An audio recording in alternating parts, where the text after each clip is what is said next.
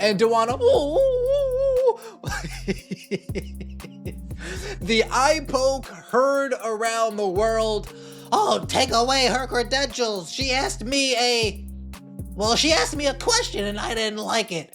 And Christine Brennan in USA Today say, quiet down. That's what real journalists and reporters do. I know you guys aren't used to it, but we're not taking her. What if I told you the WNBA's biggest controversy isn't about who won the game, but who lost their cool off the court? Dijonai Carrington just made headlines for all the wrong reasons. After erupting on a veteran reporter in a meltdown so intense, it's got league officials scrambling. This isn't just about one player, it's about a league struggling to balance professionalism with personality, and now, with lawsuits, viral clips, and locker room chaos swirling around, fans are asking, is this still basketball or a reality show in disguise? Stay with us, because what just happened might change the WNBA forever. Dijonai, did you, when you went and kind of swatted at Caitlin, did you intend to hit her in the eye? And if so, could you just, or if not, either way, could you talk about what happened on that play?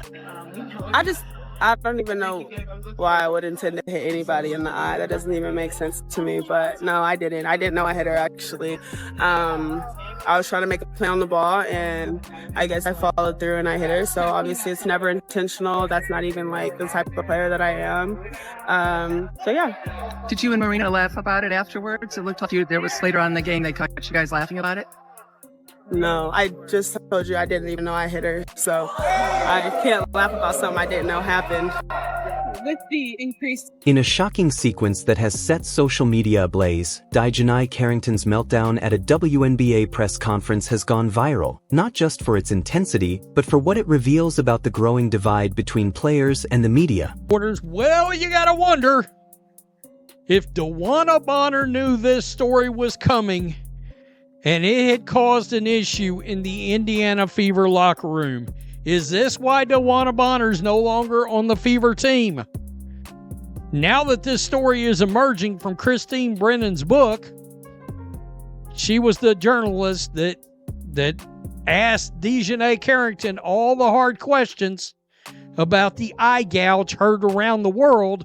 And then, of course, the WNBA Players Union wanted Brennan. During what should have been a routine post-game Q&A, veteran reporter Christine Brennan posed a straightforward question about Carrington's alleged eye gouge on Caitlin Clark, a moment that has already been widely discussed and scrutinized. Instead of responding with composure, Carrington unleashed a fiery tirade, igniting chaos in the room and leaving league officials scrambling to contain the fallout. The outburst, caught on multiple cameras, featured Carrington aggressively deflecting the question, lashing out at Brennan, and effectively confirming the very image of unprofessionalism that many critics have begun to associate with her. The moment was not just a viral clip, it was an indictment of how quickly decorum can collapse in a league that claims to be maturing into a global brand. Adding fuel to the fire, the root of Carrington's fury appears to lie in the upcoming release of Christine Brennan's highly anticipated book, which reportedly contains unflattering accounts of Carrington's behavior both on and off the court. Sources say the book documents incidents such as the eye poke and Carrington's repeated run-ins with officials and reporters. In a move that many are calling a desperate attempt at damage control, Carrington has threatened to sue Brennan for defamation. However, legal experts note that truth is a strong defense against such claims, and with video evidence readily available, Carrington may be fighting a battle she cannot win. The timing of the lawsuit threat, just days before the book's release, suggests a coordinated attempt to silence criticism rather than address it. This lawsuit threat has only amplified the attention surrounding Brennan's book and positioned Carrington as both the protagonist and the antagonist in a storyline that no PR team could have scripted worse. Complicating matters is Dana Bonner, Carrington's rumored partner, who has also become embroiled in the controversy. Bonner allegedly confronted Brennan over her coverage of Carrington, with insiders suggesting that her confrontational approach may have contributed to toxic locker room dynamics within the Indiana Fever. Bonner, who recently departed departed from the team under murky circumstances, was reportedly angling for a spot on the Phoenix Mercury, coincidentally where Carrington plays. Her exit has raised serious questions about favoritism, professionalism, and the blurring of personal and professional boundaries within WNBA teams. Instead of serving as a calming presence, Bonner's involvement has escalated tensions and spotlighted the league's struggle to enforce consistent standards of conduct among players and associates. The incident with Caitlin Clark, the so-called eye poke heard around the world, has only deepened public scrutiny. Clark, the breakout rookie whose presence has dramatically boosted WNBA ratings, has been on the receiving end of several physical plays that border on malicious. While Carrington claims the poke was accidental, replay footage and a pattern of aggressive play paint a different picture. What's more troubling is the league's tepid response. Instead of stepping in to protect its most marketable star, the WNBA appears to be turning a blind eye, hoping the controversy will fade. But fans aren't buying it. Data shows that during the 5 games Clark missed earlier this season, league viewership dropped by over 50%. That kind of impact should be a wake-up call. Instead, the WNBA continues to allow this behavior to fester unchecked, risking long-term brand damage for short-term player appeasement. This saga has also exposed a troubling culture within the WNBA, one where accountability is often met with defiance, and professionalism is treated as optional. Carrington's outburst is not an isolated event but part of a larger trend where certain players lash out at journalists, officials, and even fans when held to basic standards. The contradiction is glaring. Players demand to be treated like professionals while refusing to conduct themselves accordingly. They want media respect but recoil at tough questions. They want visibility but resist scrutiny. The league's tolerance of this duplicity sends a dangerous message that drama is acceptable as long as it generates clicks. And while it might provide a temporary boost in engagement, it undermines the legitimacy of a league that is still fighting for its place in the mainstream sports landscape. Carrington's response to criticism has become increasingly combative, both in person and online. Following the press conference, she took to Twitter, calling the accusations against her cap and accusing Brennan of defamation. She argued that her on-court actions are misunderstood, claiming she just plays hard and never gives up on a play. But video evidence, fan reactions, and a growing stack of technical fouls tell another story. These aren't isolated incidents. They're part of a recurring pattern that points to deeper issues with temperament and self-awareness. Instead of owning her role in escalating conflicts, Carrington consistently deflects blame and positions herself as the victim, a tactic that might work on social media but falls flat in the court of public opinion. The league's failure to rein in Carrington and others like her is symptomatic of broader systemic issues. For years, the WNBA has operated in a bubble, shielded from many of the expectations that define professional sports leagues. There's been little emphasis on profitability, brand discipline, or enforcing a unified code of conduct. That leniency has created a culture where outbursts go unchecked and where being loud often overshadows being good. Now, with the spotlight brighter than ever thanks to players like Caitlin Clark, the cracks are showing. The WNBA wants to be seen as a serious league, but serious leagues don't allow post-game interviews to turn into reality show confessionals. They don't let locker room chaos go unaddressed, and they certainly don't reward players who treat reporters like personal enemies. Indiana Fever's decision to sign veterans like Bonner, known more for their drama than their consistency, has only made things worse. Instead of creating a stable foundation around Clark, the franchise built a house of cards stacked with egos and emotional volatility. Bonner was brought in to mentor and stabilize the team but has reportedly done the opposite, fanning the flames of every conflict and contributing to an atmosphere more suited to daytime TV than professional sports. The decision now looks less like a strategic move and more like a cautionary tale, one that future GMs would do well to study closely. At the heart of it all is a fundamental misunderstanding of what it means to be professional. Players like Carrington and Bonner want to control the narrative, dictate the media tone, and silence dissent while still being seen as role models and ambassadors for the game. But professionalism isn't a selective standard. You don't get to pick and choose when it applies. When reporters are doing their jobs, asking tough but fair questions, that isn't an attack. It's part of the responsibility that comes with being a public figure in a competitive league. Until the WNBA embraces that reality and enforces those expectations across the board, incidents like this will continue to damage its credibility and alienate the very fans it's trying to attract. The fallout from Carrington's press conference has already begun. Sponsors are reportedly uneasy, league officials are ducking interviews, and the conversation online has shifted from celebrating the game to critiquing its culture. And the saddest part? This was entirely avoidable. If the league had stronger leadership, clearer expectations, and the courage to discipline players when necessary, none of this would have spiraled the way it has. Instead, we're left with a viral clip, a potential lawsuit, and a star rookie like Caitlin Clark being overshadowed by theatrics she never signed up for. The WNBA has a choice to make: double down on drama or rise up with discipline. The clock is ticking, and the whole world is watching.